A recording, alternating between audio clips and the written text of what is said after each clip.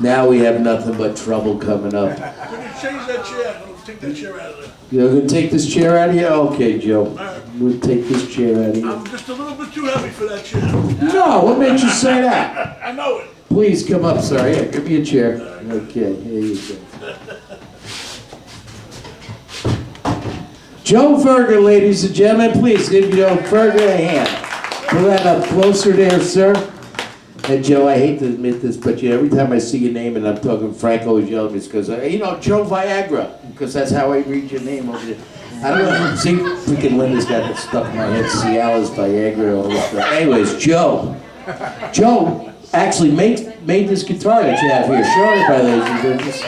It's amazing. It's gorgeous, gorgeous guitar. So, you've been making guitars all your life? How'd you do? No, I made this for my grandson. Oh, I made that, Keith McKenzie, he was a master luthier. And what was that? You're gonna get one of those again. What's the name of that place? Okay, I know, what's in, Englewood, Florida. Yes. talking to the mic. Englewood, Florida. Yeah. Englewood, Directional one. And where are you from, Joe? I'm originally from Brooklyn, lived in New Jersey for about 2 years. See, we have a southern accent too because of the southern accent. Oh, yeah, okay. See, these guys don't realize we're from South speak Brooklyn. to the people. We're from South Brooklyn, so that's where we get our southern accent from, right, Joe? Well, Yeah. I'm a better. Okay. Joe, no, you. How long? Well, you in New York. And what made you come here? Well, they called me in the office, and they said to me, "We're going to have a retirement package." At 55 years old. So I said, "Put me on the first launch to Tahiti," which is what I did. Right? No kidding. What happened was I was on Fast Folk Musical Magazine at least 4 times. And right now it's a Smithsonian Folkway Records. Very cool. So I'm on that. I came to Florida and I lived in Fort Myers for a while on I can't think of the name of the lake now. God.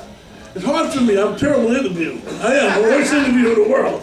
I was going to say that, but I'm going to do this. You're making I'm this just like really hard. Lakes Park is where it is. So I saw these things on Lakes Park. And I got to see a couple of panthers, which I was very lucky to see. Oh, no kidding. Yeah, however, I found out later that the panthers were mixed with pumas. Oh, really? So they're not really a full panther. No, it's. They're not. But I've seen 2 of them anyway. So what do you call that? A Panama? Yeah, Panama, I guess. But I sat in Lakes Park and I watched all this stuff, and it kind of spiritually moved me. Now, did you play guitar while you were in New York too? And what'd you do up there? This is my story about the first open mic that I went to. Can I tell that story? Sure. Is it clean? Sure. Then you can't tell us. We like dirty jokes. I went to Folk City, which was Gertie's. Now, in Folk City, that was Gertie's. They had cards they handed out, and a certain amount of cards, amount of people would play with numbers on them. So I had 3 chord ditties that I was going to play. That I really thought I was going to conquer the world with, right? So the guy, I drew an 8, which I was really lucky to get because it was one of the best numbers you could possibly get. And the guy before me drew a 7. And I had to listen to him first. It happened to be Hugh Presswood, who wrote for Judy Collins. Right. And it was at that point that I knew that I had to learn how to write songs. No kidding. Is that actually what made you start writing from there? Well, I was writing before that. I used to go into a fan room when I was in the Navy and be totally quiet and totally black. And I'd play chords and make mistakes and then I would learn how to. Oh, there you go. And words would pop into your head, something like that. That's how that worked. So now you have some great songs. The first time I heard you, I was like blown away. Is it the Clean and what's the Free and Clean? Free and Clean. What a song! What a strong song! It's. Can you tell a quick story about that? Because I really like the little story you had about that guy. Because you wrote about a guy. Yeah, right? well, I was walking along McDougal Street where the Speakeasy used to be, down on McDougal Street in Greenwich Village. And Rod McDonald lived right across the street from the Speakeasy. So every time I'd go and I would talk to him on the street, on a Monday night, they would have their hootenannies. And Rod McDonald's the extra guy. He's Yeah. going to be here to perform, thanks to you. right. Give Joe a hand. He's a big instrument in helping us get Rod up here. And, you know, so I'm really good friends with Rod for like 40 years now, but I used to see him on the street, and there was this guy named Michael Mann, who I thought happened to be a junkie. So, so I wrote this song about, what it was like to be a junkie. So, about a year later, I met Rod again. First it was in the 2005 South Florida Folk Festival, and they had it, Then next year, 2006, I met him again. And I said, I said to him, hey, I wrote this great song about Michael Mann, who happens to be this junkie. He said, no, he's not a junkie, he was just crazy. But the song is, I mean, it's a wonderful song. Well, It's strong, powerful message in it. well, I think to be a good songwriter, you have to be an actor too. Yeah, I think And you so. have to be able to play the part and put yourself in somebody else's shoes. So I was able to do that a couple of times in my life, and that was one of the more successful ones that I was able to do. That's an excellent job. Now, this song, Florida, that you're going to do for us now, right? This is kind of a spiritual, I think a lot of people who lived here seen Florida go down. But, I'm a guy from, up north, and I came down here.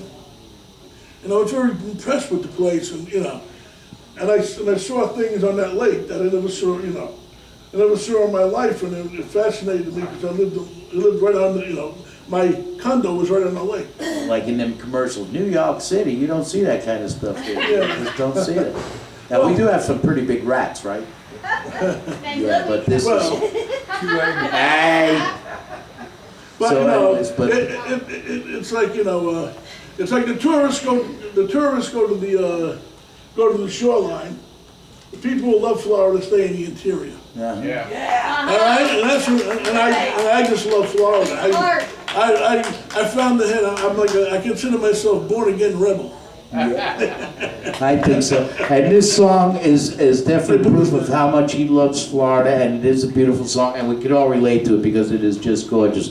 Thank you so much. Joe Virga is going to perform Florida for us. You're all right. Go ahead. I'm stopping. You're okay.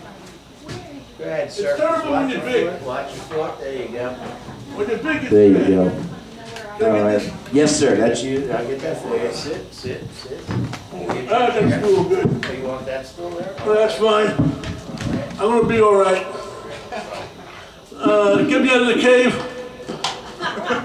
Get him out of the cave. Ladies and gentlemen, Joe Virga performing Florida, My Home.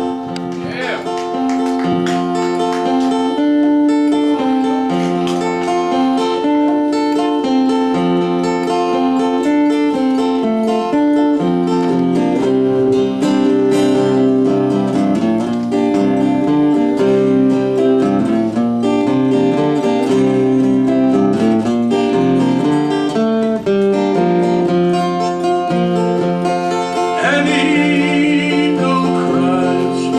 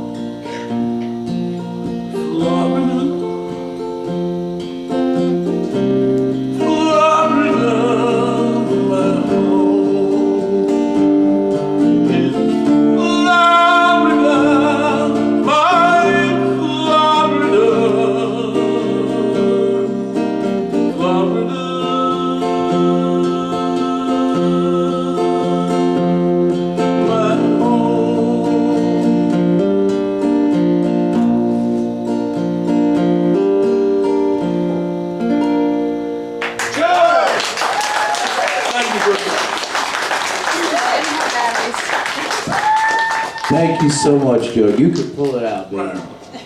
That's what she Built that guitar. I know, he built that guitar too, handmade that guitar.